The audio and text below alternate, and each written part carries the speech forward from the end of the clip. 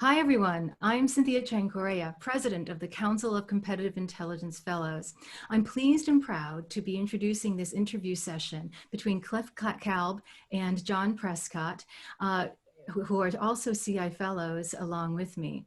And I'm particularly thrilled that we are producing this as our very first interview of our CI Fellows interview series, because we are celebrating our 30th anniversary this year, 2020. And this marks the year that the 30th year in which John Prescott was inducted into the CI Fellows.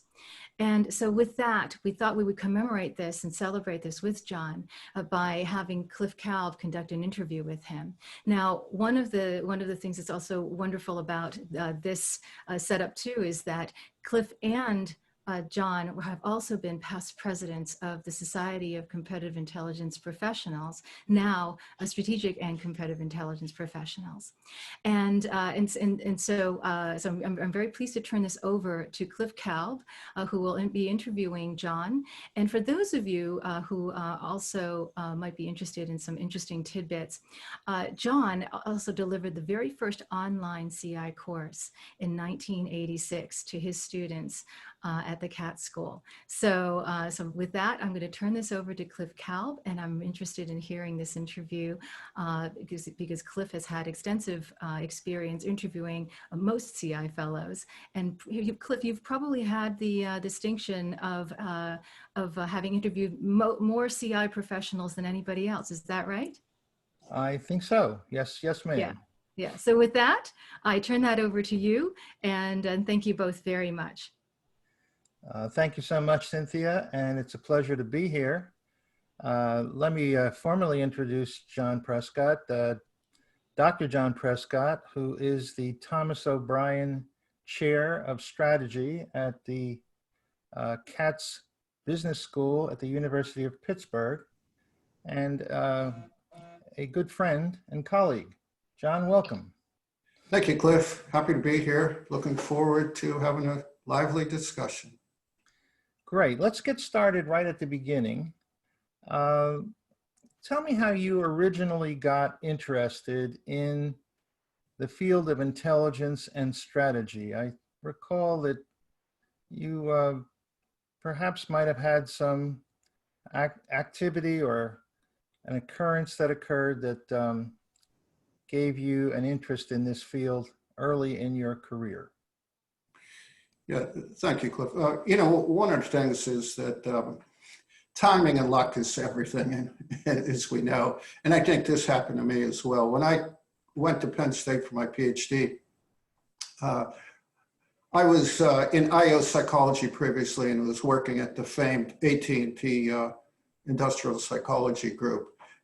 So I didn't even know what the field of strategy was, but a couple of professors pulled me in the office, which is never typically a good thing, and explained to me what the field is about, and I found it interesting. As a result, I majored in strategy, and I had a minor in what we call industrial organizational economics. So what became clear to me that led to the interest in intelligence was the economists look at industries and think that structure of an industry determines the performance of firms and the industry, whereas strategy looks at the firm and then thinks about how the industry might affect it a little bit, and then looks at firm performance.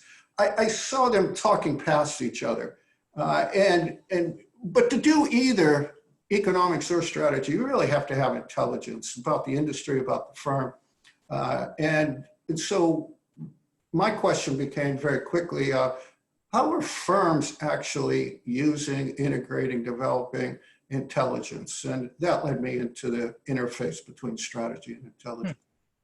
Very interesting. What actually prompted you to enter the field? One time, I think you told me a story about observing some workers who were pouring molten steel in Pittsburgh as a youngster, and somehow that was connected to your interest in getting into the field. Can you explain that story? Sure. I grew up in a place, Arnold, Kensington, in Western Pennsylvania, right on the river, the Allegheny River, the best of the three rivers, as we would say. So there's lots of steel mills. And at night, we played down at the river and stuff like that all the time. At night when they poured steel, it would light up the sky. And it was always, and there would be silhouettes of the whole steel plants. And as you know, those plants are rather huge. And I was curious. I would look at these things and I would say to myself, how can you build something so big and complex? And how can you actually make it run? Now, as a little kid, I didn't quite frame it that way, but that was what I was looking at, you know, and thinking about at the time. And so, you know, I'm a curious type of person.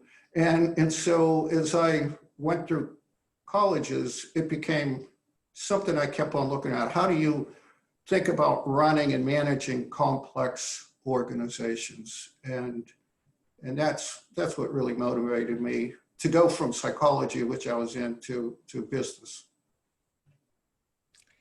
And then you had a chance to travel down to meet a lady named Leela Kite, I believe, who had something to do with the founding of SCIP.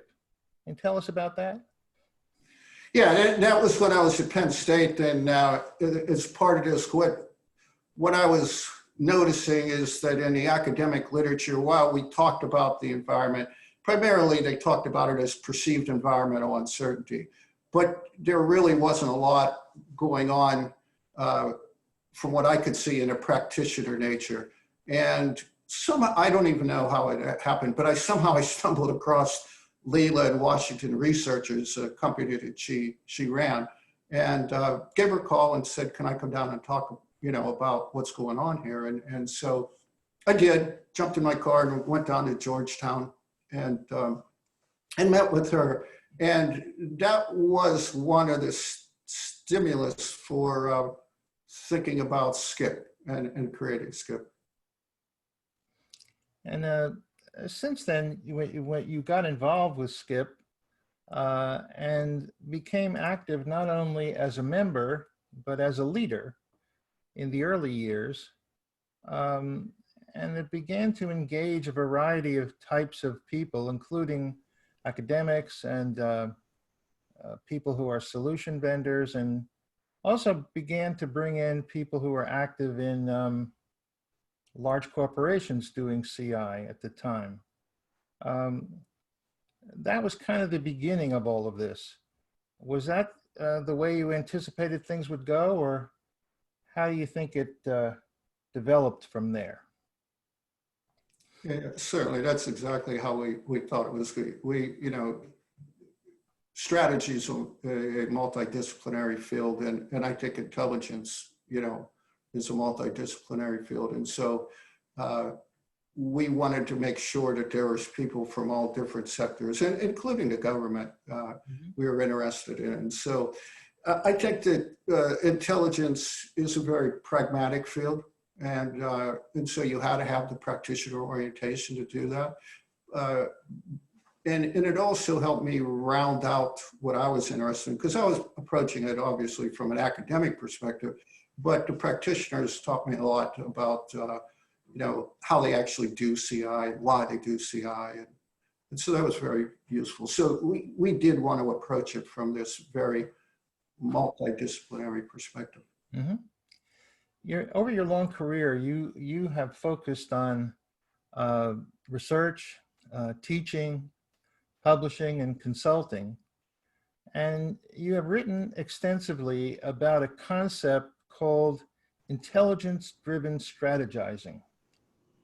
What are the key principles involved in this concept, John? Sure.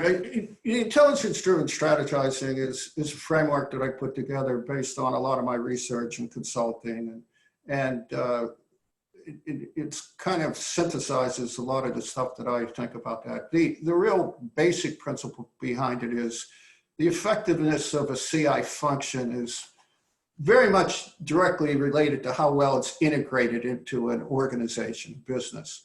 So the question for me was, well, how are organizations doing this type of thing? So what I did was in a lot of my research, I adopted a best practice approach. Best practice looking, using the best available evidence we have, contextualizing that evidence to the firms in the industry, and then continuously learning while avoiding things like direct imitation. So the main parts of the intelligence-driven strategizing can be summarized with 3 questions. And I often ask these 3 questions when I meet with CI practitioners, organizations, to figure out how sophisticated they are in CI. So let me just quickly mention those 3 questions. The first one is competitive awareness. To what extent do you really understand the competitive dynamics in your business, in your industry? The second question is related to what I call information flows. To what extent is the intelligence flowing to individuals who need it on a timely basis? And the third question is decision impact. Decision impact is to what extent and in what way is intelligence actually being used in the business to make either strategic or tactical decisions. Now, when I look at those, there's just a key thing behind this. You have to have competitive awareness before you can have flows. You have to have flows before you're going to have decision impact. And what this is really leading to is if you have all of those, then I think that the firm has a better chance for sustained and profitable growth. One of the earliest books that you wrote, which I believe was published in 1993, was called Global Perspectives on Competitive Intelligence. And at that time, I was working in a corporate CI role, and this particular book had a tremendous impact on me and was valuable to me in my work, as I was in an international role. In your judgment, would you say there are more commonalities or differences in the way CI is practiced in different countries? And maybe you can give some examples. Sure. So to really think about your question, there's 2 ways to answer it. What are the similarities? I call these kind of the surface features of intelligence. The objectives of CI, which there's only 3 objectives, you know, are you going to have an early warning process? Are you going to do it for strategy formulation or do it for strategy implementation tactics? And then the intelligence cycle, which we all know about. Those are the surface features that I see, and they're same across the world. I really haven't seen anything different now. Now, what does differ is what I'd consider what I call the deep features, and this is what I would say, what's the CI infrastructure within a country? And I have 4 different factors for that, but let me just talk about one of those right now, and it's kind of a very tantalizing one, which is a country's intelligence culture. And so intelligence culture, and Jean-Marie Bontus wrote a very interesting paper about this in the mid-90s on intelligence cultures. But the notion of intelligence culture is saying, you know, the countries do intelligence in different ways. So if you look at the United States, we're extremely analytical and extremely practical in what we do. And if you don't have a step-by-step procedure, then it's not going to go too far in the United States. Now, you take that and contrast that with a country like France. France, very interested in notions behind technology intelligence. They have a very elite class system, and they're very worried about how any intelligence is going to affect the whole country. That's a very different approach to the United States. Then you have approach like in Sweden, because they're a very communal type of country, then what you see there is that intelligence is very comprehensively done. And that is very similar to how it's done in Japan as well. Now, if you take somebody like China, China has a very strong goal of economic dominance. And due to that, their intelligence culture is one that, you know, doesn't embrace things like intellectual property, because intellectual property is something somewhat contrary to Confucianism. if something was known, then everybody should have the opportunity to know what that is. And so those are a couple of examples of this notion of how countries really differ. But they also differ in other ways, such as the infrastructure they have for information technology. Some being very well developed, others not so much. They differ in the rules of the game, what I call the rules of the game. Things like intellectual property protection, competition laws, in ethics that you see. And then finally, they differ in the what I call the knowledge base of CI in a country, which deals with, how many vendors are there around to do this? Is it being taught in the universities or not? How many practitioners do they have? And so I think I find going across the world and talking to people in different countries very fascinating, because some people just don't even get it. When I first went to Japan, they said, I don't get this. And the reason why they didn't get it is because it was part of their culture. They didn't separate intelligence from business, from everyday life. So it's very fascinating. Yeah, also one of the things that just occurred to me was, as you traveled around the world, did you also find that there was confusion or sort of a question about the relationship between what was classically known as military intelligence and what became business intelligence? I think of China in that regard in particular. Yeah, one of the biggest things that we had to deal with, especially in the early days of SCIP, was trying to differentiate these concepts. And the biggest difference is that competitive intelligence is legal and ethical, and country intelligence doesn't often need to deal with those things. I mean, it's just different in that respect.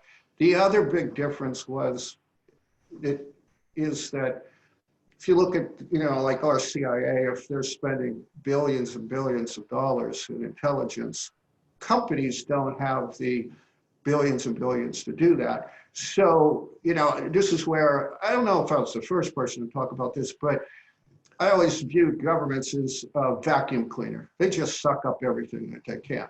And businesses couldn't operate like a vacuum cleaner. And what we had in the early days was a lot of people moving out of government into business and trying to bring those tools and techniques with them. Many of them work, but this notion of a central intelligence operation in firms doesn't always work, because businesses are multi-businesses have lots of businesses that have nothing to do with each other. So having a central organization doesn't always work.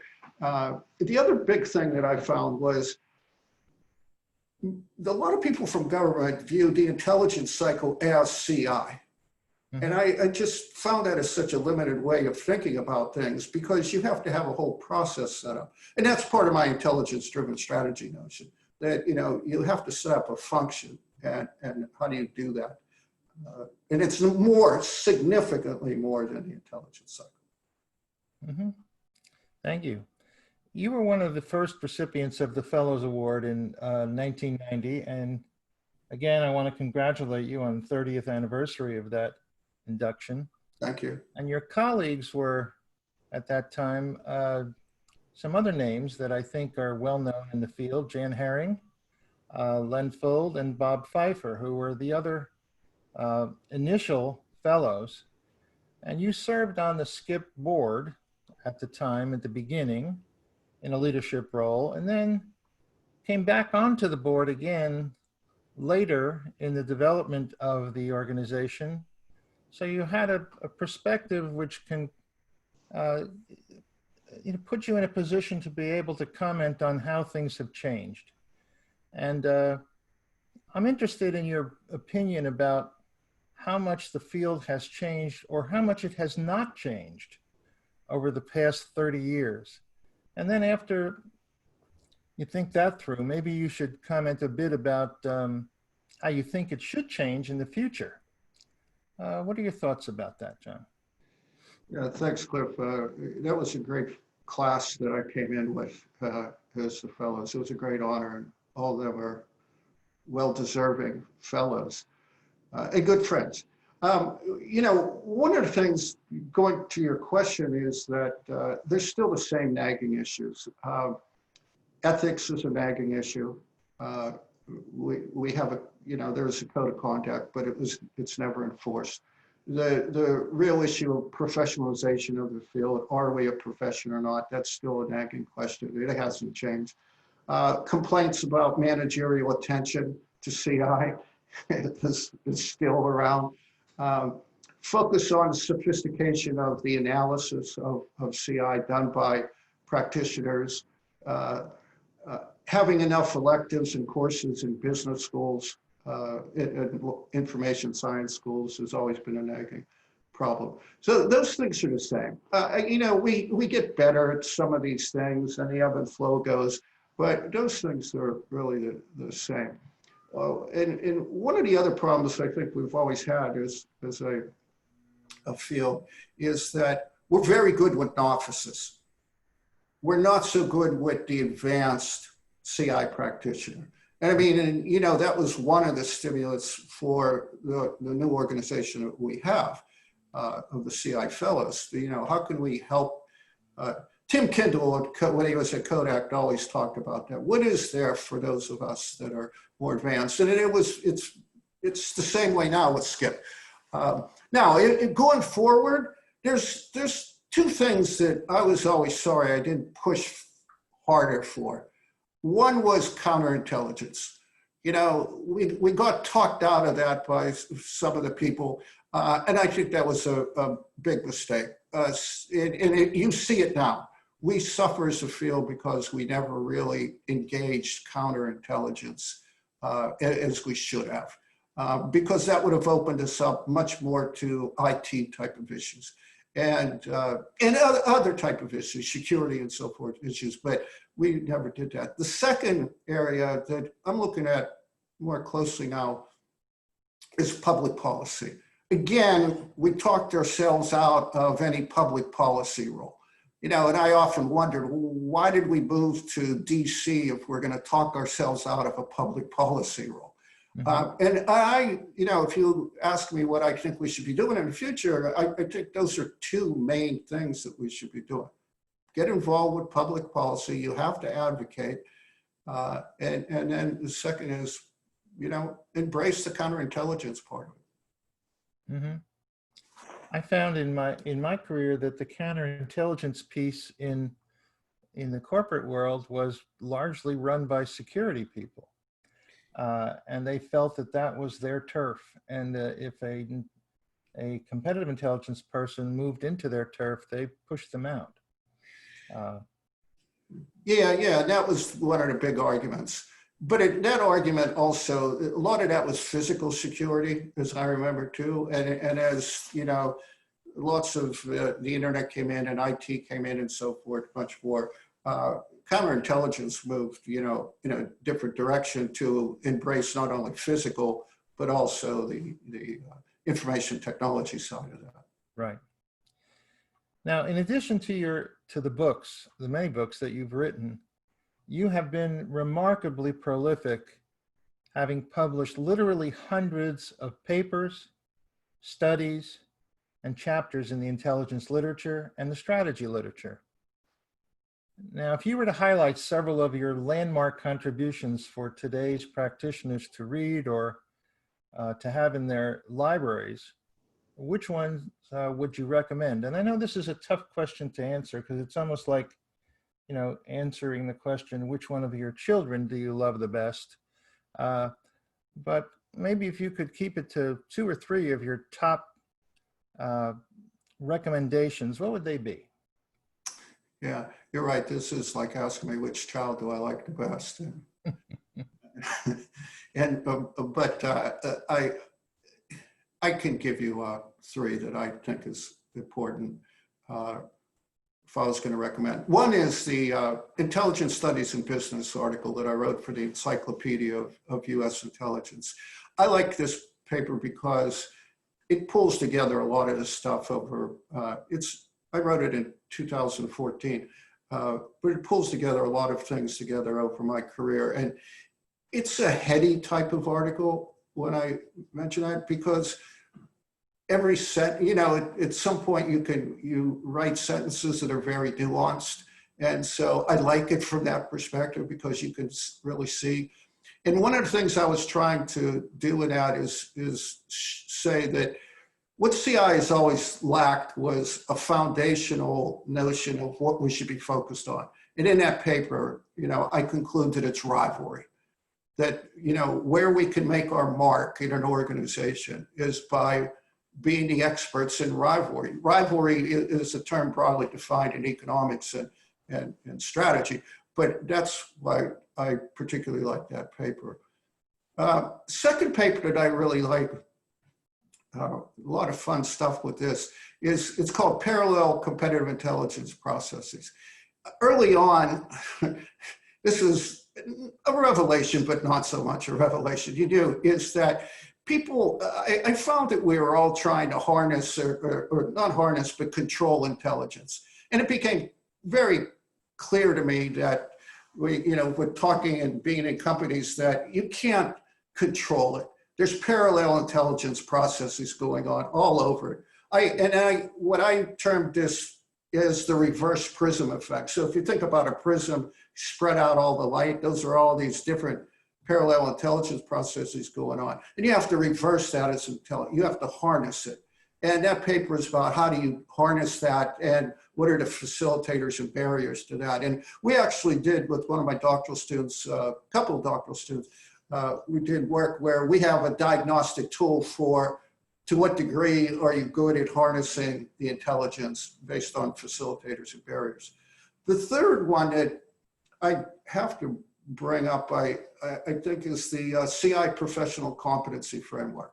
Mm-hmm. I was the head of a task force that did SCIP with great people on it. And we spent a year putting together a competency framework. And we have something like 84 separate competencies. And any new person getting into the field should really look at those competencies. And I went and reviewed them relatively recently.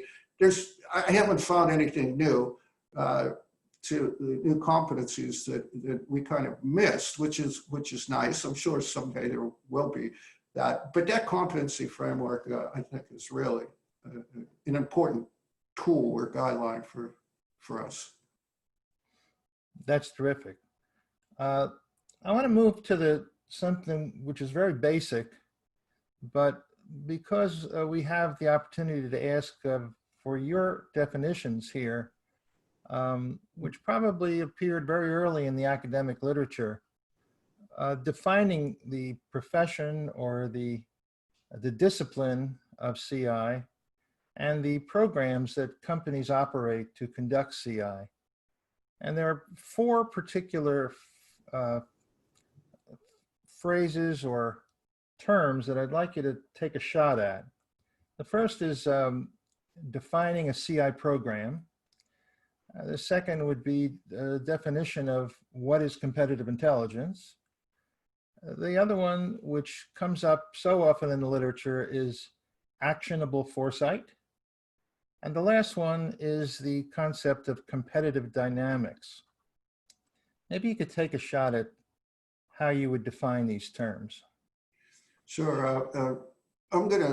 This is something that we've struggled with a lot. And actually in my classes when I teach, this is one I have those four built into my syllabus. And we talk about that because it was something we've struggled with for a long time, mixing up terms. Now, I've never really gotten hung up on these terms, and whether it's market research or some other type, I don't really get hung up on these competitor versus competitive. We had this, but let me talk about try to get at your question. And let me start with what I define competitive intelligence as. Okay. It's a process of developing actionable foresight. Because this definition embraces a lot of things you ask. It's a process for developing actionable foresight regarding competitive dynamics that can be used to enhance the speed and quality of decision making. So I've always focused on the notions that why do we do this? Because you want people and organizations to make quicker decisions and better decisions, high quality decisions. That's what we really should be doing, I think. Now, what are we making those decisions about is the question you ask about competitive dynamics. Competitive dynamics, to me, is the components in the external environment. And so when we look at those things, we call them non-market factors, such as the government is a non-market factor that plays in this. We talk about how industries evolve. We talk about rivalry, you know, how firms are engaged in competition with each other. You have to look at potential competitors. You have to look at the broad macro environment that's going on. And so that's what we talk about is competitive dynamics. And a lot of economics and strategies deals with those type of topics and analytical techniques for them. Now, when I talk about actionable foresight, it's being able to collect, analyze information, disseminate it, and contextualize it for CI users on a timely basis. That's how I view that whole notion of actionable foresight, which is part of the definition. And then, you know, for a CI program, or sometimes I call it a CI function, I use those things interchangeably. There, I like to think about this as a dynamic capability. And as a dynamic capability, it's constantly evolving, learning, helping the organization to actually create an advantage or sustain an advantage that they have. That's a long answer. Okay. I want to sort of pursue something you brought up quickly, but in a little bit more depth, and that's the question of the issue of overlap between the CI function, and here I'm thinking about say a large corporation, multinational corporation, which also has a market research department, a business analysis department, a forecasting department, a strategic planning department, some sort of insight generation department, which also are prominent in literature. And some folks will say that all of these areas, including CI, all fit under one umbrella called decision support. And others will say each one of these are unique and distinct fields. On which side of that argument are you? I like dualities, Cliff. So my answer is it's both. They're both those types of things. And this goes back to this parallel intelligence notion as well, because you know, all those things are providing intelligence, decision support, whatever terms we want to use and whatever company's most comfortable with. And so I've never had a problem with that. Now, I'll give you a good example. In marketing, there's you know, market intelligence, right? And so and what they did was create a term called market orientation. If you look at market orientation, AJ Cooley and Bernie Jaworski actually were doctoral students at Pitt when they started working on that. And that market orientation in the marketing field is one of their, you know, primary concepts. And if you look at it, you would say, this is what CI is doing, but it's focusing in there because they're marketing on the customer, and which marketing does. That's their main thing, customer. So this is another reason why in that encyclopedia article, I said, you know, how do we differentiate ourselves? To me, the way we differentiate is we're on rivalry, you know, and extend what we call extended rivalry, going into things like ecosystems and so forth. And if we want to differentiate ourselves, that's one way of doing it. Nobody has claimed rivalry as their, you know, main thing, like marketing has claimed a customer, you know, or supply chain is, you know, claimed things with who their suppliers are and how you move things along, both in and out of the company. So the way I feel about these things is, you know, we have to work with them all to coordinate the intelligence. You know, we have to harness it, not control it. Okay. John, so far I think we've covered a lot of ground, and your answers have been terrific. I think we should take a little break and then come back and pick it up in a little while.